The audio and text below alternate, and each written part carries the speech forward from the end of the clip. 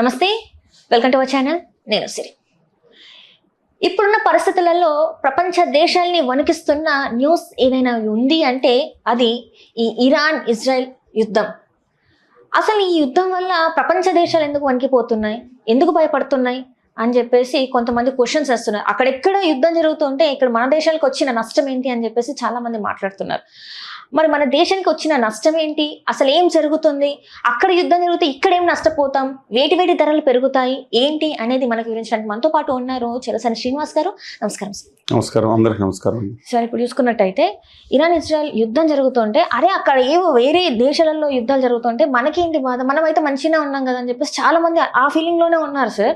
So వాళ్ళు అంటే ఇది తెలియక చేస్తున్నారా, అవగాహన లేకుండా ఈ మాటలు మాట్లాడుతున్నారా ఏంటి సార్? అసలు వీళ్ళకి అర్థం కాకుండా ఎందుకు ఉంది సార్ ఇది? నవీన కాలంలో గ్లోబల్ మార్కెట్ అంతా ఒకటైపోయింది, ప్రపంచం చిన్నదైపోయింది.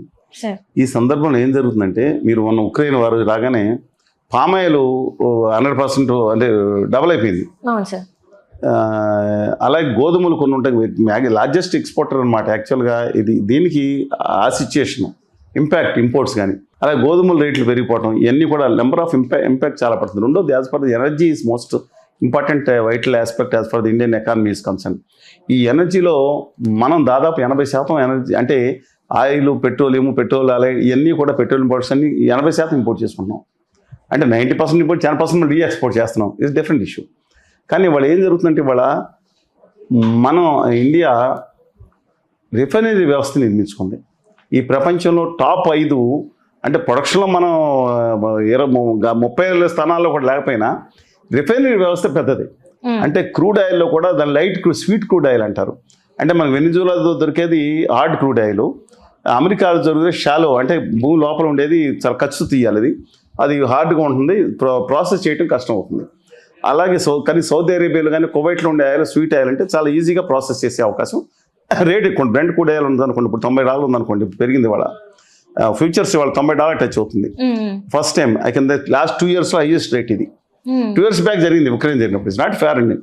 కానీ ఒక్కటి మీకు చెప్పదలుచుకుంది ఏంటంటే, మొత్తం out of all these things దయచేసి ప్రతి ఒక్కరు అర్థం చేసుకోవాల్సింది, ఇండియా మీద ఏదైతే వాళ్ళ హార్మో జలసంధి నుంచి అంటే ఆ ఇరాన్కిను ఆ ఒమన్ అండ్ కువైట్ పక్కనుండే ఆ 21 మైల్స్ యొక్క గ్యాప్లోంచే దాదాపు ఇండియా ఇంపోర్ట్ చేసుకునే ఆయిల్లో 50% ఆయిల్ అక్కడి నుంచి వస్తూ ఉంది. అంటే other it is Iran, Iraq, Kuwait, Bahrain, Saudi Arabia నుంచి వస్తుంది. మిగతా మనం దగ్గర తీసుకున్నాం. దీనివల్ల ఇండియాలో కేవలం 74 రోజులు సరిపడా మాత్రమే ఆయిల్స్ ఉన్నాయి. అదే కెనడా దగ్గర 80 సంవత్సరాలు సరిపడేది పెట్టుకున్నాను. అంటే ఎక్స్ట్రీమ్ చెప్తున్నాను. 5 సంవత్సరాలు ఉండేటట్టు అమెరికా దగ్గర ఉంటాయి, కానీ మన దగ్గర రోజుల్లోనే ఉంది, 74 రోజుల్లో ఉంది. కొన్ని దేశాలకైతే 5 రోజులు 14 రోజుల్లోనే ఉంటాయి. బంగ్లాదేశ్ కొన్ని దేశాల్లో 14 రోజుల లెక్క ఉంటుంది.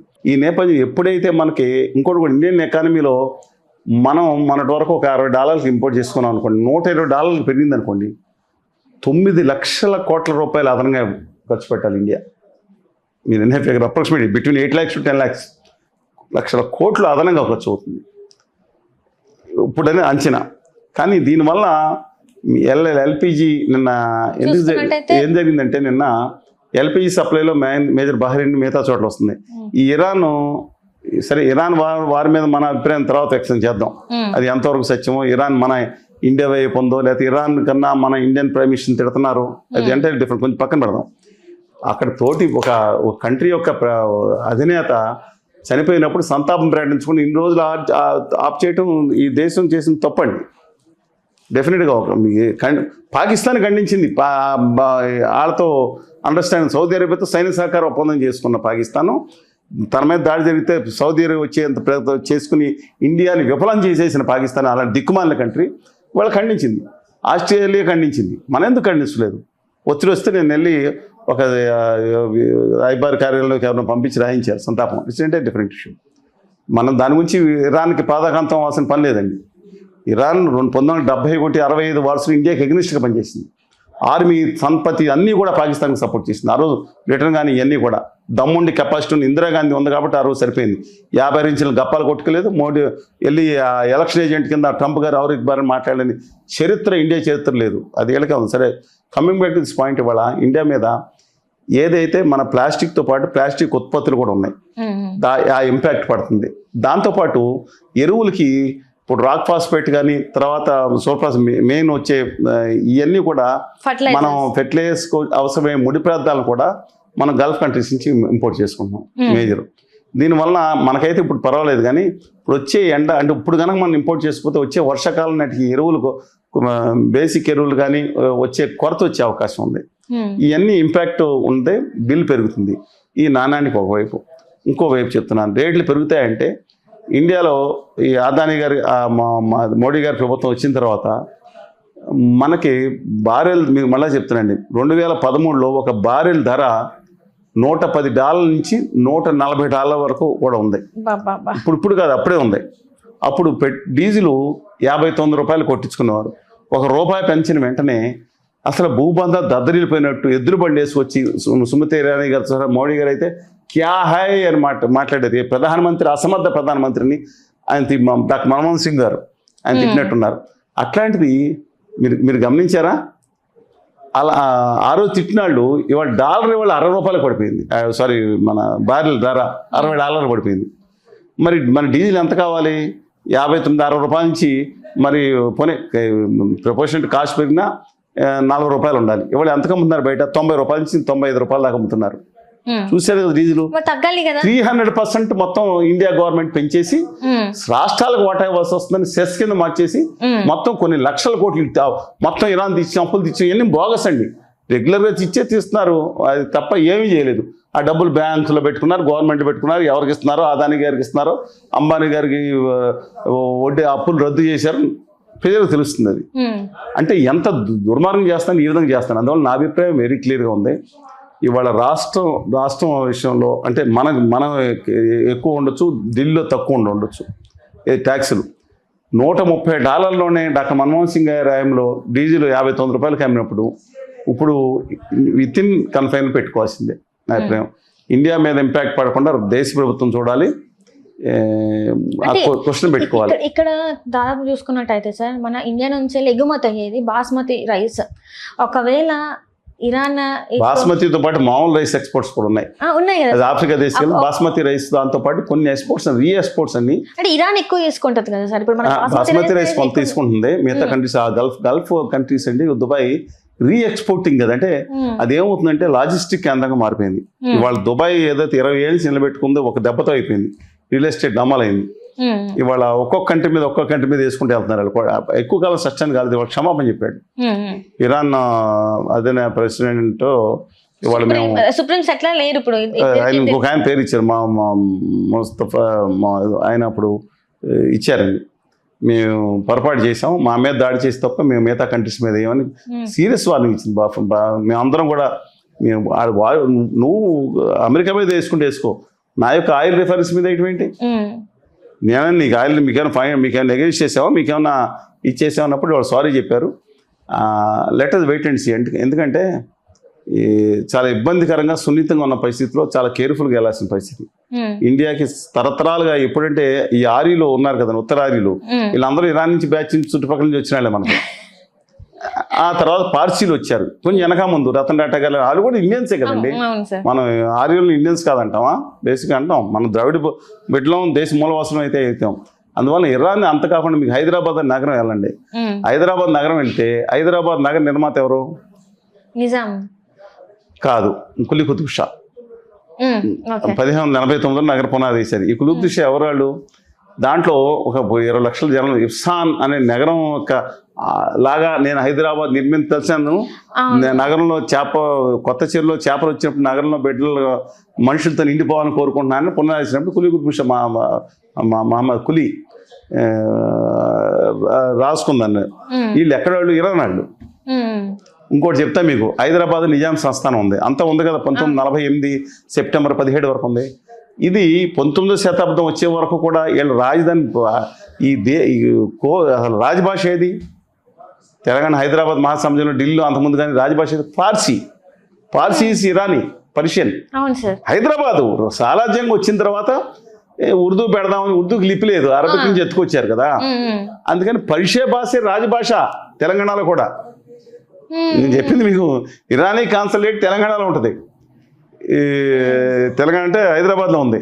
అందువల్ల ఇరాన్కి ఇక్కడకున్న సంబంధాలు వేల సంవత్సరాల నాటి సంబంధాలు. ఇరాన్ మహమ్మద్ రిజా పహ్లావి అనే షా పరికారుడు తప్ప వాళ్ళు మొన్న కూడా న్యూట్రల్గానే ఉన్నారు. మన ఆపరేషన్ సింధు జరిగినప్పుడు టర్కీ అనే దిక్కుమాల దేశం, మిగతా వాళ్ళు మాట్లాడుతున్నారు కదా సార్, వీళ్ళు ఇరాన్ కొంచెం న్యూట్రల్గానే ఉంది. ఒక కాశ్మీర్లో 370 ఎత్తేసినప్పుడు మాత్రం 1-2 సార్లు వ్యాఖ్యలు చేశారు. నేను ఇంటలెక్ట్ సబ్జెక్టే మాట్లాడతానండి. చేశారు తప్ప నిష్పక్షపాతంగా మాట్లాడుకున్నాం. వాళ్ళు చేశారు తప్ప వాళ్ళు అవుట్ రైట్గా ఇండియాకి వ్యతిరేకంగా ఉంటామని ఏ రోజు చెప్పలేదు. వాళ్ళకున్న ఎందుకంటే the only Shia dominated country in the world. మిగతా 56 దేశాలు ఉంటే ముస్లిం కంట్రీస్, ఇస్లామిక్ కంట్రీస్ అని ఉన్నాయి కదండి. దాంట్లో ఓన్లీ ఒక దేశం మాత్రమే షియా డామినేటెడ్. ఆ షియాలను పాకిస్తాన్లో చంపేస్తూ ఉంటారు కొంతమంది. నెక్స్ట్ అత్యధిక జనాభా ఉన్న దేశం ఇరాక్లో కొంతమంది షియాస్ ఉన్నారు. ఇప్పుడు మీకు చెప్పిన సౌదీ అరేబియా సున్నీకి సుప్రీం, మక్కా మదీనా అక్కడే ఉంటాయి కదండి, ఉంటాయి కాబట్టి సున్నీకి అహంకారం. సున్నీకి షియాకి జరిగిన మధ్యన ఈగో క్లాష్లో జరుగుతుందని వీళ్ళు మిగతా వాళ్ళకి హిజ్బుల్లా, తర్వాత అనేది ఉగ్రవాద సంస్థ, they fighting for the land అనుకోండి, తర్వాత హోమాస్, తర్వాత హైతీ వాళ్ళందరికీ ఇచ్చి వాళ్ళందరినీ యెమెన్ దేశంలో వీళ్ళందరినీ ప్రోత్సహిస్తుంది. హైతీలో షియాలకు అనేది సౌదీ అరేబియా కింద. వాళ్ళందరూ అమెరికన్ ప్రాక్సీలుగా ఉన్నారు చాలామంది వాళ్ళకి. సరే, అల్టిమేట్లీ ద సిచ్యుయేషన్ ఈజ్ మనం కనుక ఇంకా కొన్నాళ్ళు కనుక ఇదే యుద్ధం సాగితే డాలర్కి బారెల్ ఏదైతే ఉందో భయంకరంగా పెరిగిపోయి 130 అంటున్నారు. ఆశ్చర్యపోతున్నాం. కానీ ఇండియా క్వశ్చన్ ఏంటి, ఇండియా మోడీ గారు 300% పెంచేశారు కదా, తగ్గించుకుంటే పర్వాలేదు. కానీ ఎంతవరకు పంపిస్తారు? ఒక గ్యాస్ సిలిండర్ 389 రూపాయలు ఉంటే 10 రూపాయలు పెంచితే ఎద్దుల బండి మీద డాన్స్ చేశారు. ఇవాళ వెళ్ళి మరి 900 రూపాయలు అయిపోయింది. ఇంటర్నేషనల్ గ్యాస్ ప్రైస్ తగ్గిపోయింది 2013 కంటే ఇప్పుడు తగ్గిపోయింది. అంటే ఇప్పుడు ఎల్పిజిది పెంచడమే కాకుండా, ధరలు పెంచడమే కాకుండా ఇంకొకటి ఏంటంటే వినియోగం. అంటే ఇప్పుడు రెస్టారెంట్స్ ఇవన్నిటికన్నా ఇళ్ళకి మాత్రమే మేము ఇచ్చేలాగా ఉంది, మరి రెస్టారెంట్స్ పరిస్థితికి వాళ్ళకి ఇచ్చేలాగా లేదు అని చెప్పేసి మాట్లాడుతున్నారు. ఫ్యూచర్లో డబ్బులు ఎక్కువ పెట్టాలి కొనుక్కుంటారు కానీ రేట్లు పెంచుతారు కదా, జనాలు మీద పడేస్తారు. క్వశ్చన్ ఏంటంటే, నేను అందుకని చెప్తున్నాను, ఇవాళ ఏదైతే మన కంప్రెస్డ్ న్యాచురల్ గ్యాస్ ఉన్నప్పుడు న్యాచురల్ గ్యాస్ ఒకటి ఉంది, ఆంధ్రప్రదేశ్లో దొరుకుతుంది. ఆంధ్రప్రదేశ్ దొరుకుతుంటే మేమేం డిమాండ్ చేసాం, 50% రాయల్టీ కాకుండా మాకు అక్కడ కావాలి. ఆంధ్రప్రదేశ్ తెలంగాణ కూడా 2 నా తెలుగు బెటర్, ఏ భూగర్భం సింగణి భూగర్భం నుంచి వచ్చినా, అక్కడ కోస్తా రాయలసీమలో కృష్ణా గోదావరి బేసిన్ వచ్చినా ముందుగా మా ప్రాంతాల్లో 100 రూపాయలకి అన్లిమిటెడ్ పైప్ లైన్ గ్యాస్ మనం మొత్తం ఆంధ్రప్రదేశ్ తెలంగాణ ప్రతి మహిళకి అవసరమైన గ్యాస్ అంతా 100 రూపాయలు పైప్ లైన్ పెట్టి లిమిటెడ్ మీరు చేసుకోండి. ఇప్పుడు గ్యాస్ పడి 15.6 kgs ఎంత వస్తున్నారు, 6.2, దాని సరిపడి 20 kgs వచ్చేంత ఈక్వలెంట్ గ్యాసు. అంటే కుటుంబానికి 2 నెలలకు సరిపోయేంత గ్యాసు మీరు లిమిటెడ్ పైప్ పెట్టి అది ఫ్రీగా 100 రూపాయలకి ఇవ్వండి, సరిపోతుంది. మాకు ఇచ్చిన తర్వాత గుజరాత్కి దొబ్బుపోతారు, ఇంకోటి దొబ్బుపోతారు, తర్వాత సంగతి అని చెప్తుంటే 50% రాయల్టీ కొంతవరకు ఇవ్వకుండా దోసిపెట్టిపోతున్నారు. ఇక్కడ భూగర్భంలో దోచుకుని పోతున్నారు. వాళ్ళు సింగల్ ఇండియన్స్ కూడా నాశనం చేయడానికి తయారయ్యారు ఈ బ్యాచ్. నేను అడుగుతూ ఉన్నాను, మా న్యాచురల్ గ్యాస్ మాకు భూగర్భంలో దొరుకుతుంటే మాకు ఇళ్ళకి ఇవ్వకుండా మీరు ఎందుకు డాన్సులు చేస్తారు? రెస్టారెంట్లు కూడా ఇవ్వండి, 200-300 రూపాయలు ఇవ్వండి, ఏమైంది? వాళ్ళ అవసరం 1000 రూపాయలు ఎందుకు ఖర్చు పెట్టాలి? మా భూగర్భంలో గ్యాస్ మీరు పెట్టుకుంటారు. రష్యా ఆయిల్, చీప్గా ఆయిల్ అంబానీ గారు లేకపోతే అందానీ గారు లేకపోతే నయారా వాళ్ళు దిగుమతి చేసుకుంటారు. వీళ్ళేమో లాభాలకి లక్షల కోట్ల లాభానికి అమ్మారండి. అందుకని ఇవాళ ఆంక్షలు వస్తున్నాయి. ఇప్పుడు ఇంకోటి కూడా ఏంటంటే, ఇవాళ గ్యాస్ 2 విషయాలు ఇంపోర్టెడ్ మనం కూడా తెచ్చుకోవాల్సిన పరిస్థితి ఉంది, మన యొక్క ప్రొడక్షన్ పెంచుకోవాల్సిన పరిస్థితి ఉంది. ఇంకోటి ఇతర రిఫైనరీస్ ఏదో ఉన్నాయో మనం ఈ ఎగుమతులు ఏదైతే ఉందో దిగుమతులు ఉన్నాయి కదా లెక్క చూసుకుని మన యొక్క సాంప్రదాయత ఇంధన వనరుల సంస్థలు పెంచుకోవాల్సి ఉంది.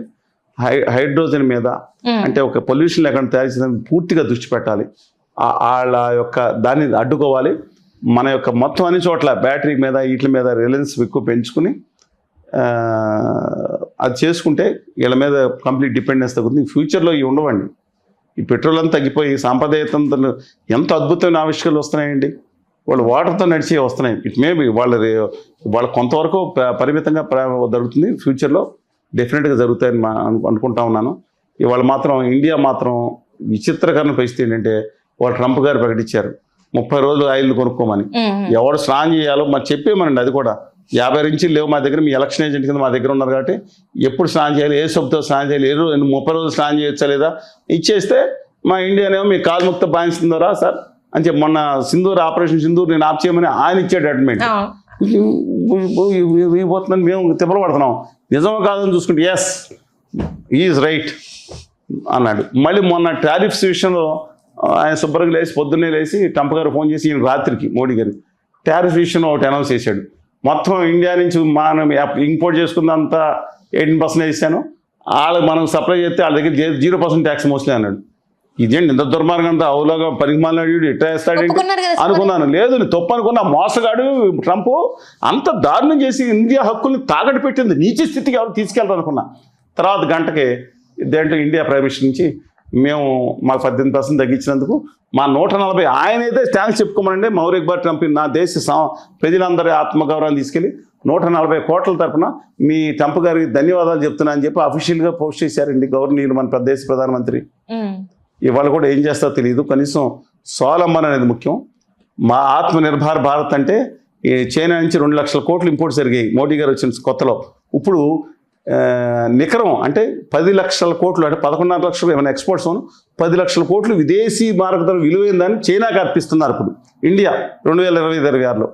ఇది గొప్పతనం జరిగింది, మనకు వచ్చింది. అది గుర్తుంచుకుని ఇవాళ కనీసం ఏదైతే రియల్గా మనం నిలబడతామో, స్వతంత్రంగా ఆత్మగౌరవం నిలబడతాం, ఆ విధంగా మనం ప్రయత్నించాలని చెప్పి కోరుకుంటాం. Right, thank you so much. ధన్యవాదాలు.